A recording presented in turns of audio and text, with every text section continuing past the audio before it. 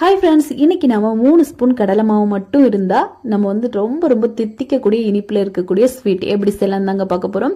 இது ரொம்ப டேஸ்டியாக இருக்கும். இதுக்காக ஒரு கடாயில் 3 ஸ்பூன் அளவுக்கு கடலை மாவு சேர்த்து இதை நல்லா ரோஸ்ட் பண்ணி எடுத்திருக்கேன்.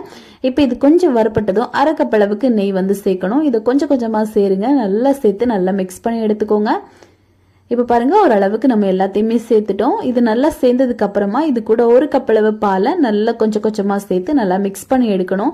பால் சேர்த்ததுமே இது கொஞ்சம் கொஞ்சமாக நல்லா கெட்டியாக ஆரம்பிக்கும். இப்போ பாருங்க, எல்லா பாலும் சேர்த்துட்டு நல்லா கெட்டியாயிருச்சு. இந்த டைம்ல அரை கப் அளவு சுகர் சேர்த்துக்கலாம், கொஞ்சமா ஃபுட் கலர், அப்புறமா ஏலக்காய் தூள் சேர்த்துட்டு நல்லா இந்த மாதிரி மிக்ஸ் பண்ணி எடுத்துக்கலாம். அப்புறமா ஒரு டேபிள் ஸ்பூன் அளவு வச்சு ஒரு 3 டேபிள் ஸ்பூன் வரைக்கும் நம்ம வந்து நெய் சேர்க்கணும். எடையா நெய் சேர்த்து இந்த மாதிரி கலந்து கொடுத்துட்டுருங்க. இது வந்து கடைசியா நெய்யெல்லாம் வெளிவர ஆரம்பிக்கும். அந்த டைம்ல இதுல வந்து உங்களுக்கு தேவையான நட்ஸ் எல்லாம் சேர்த்துக்கலாம். நான் வந்து பாதாம் மட்டும் சேர்த்துருக்கேன். சேர்த்துட்டு நல்லா மிக்ஸ்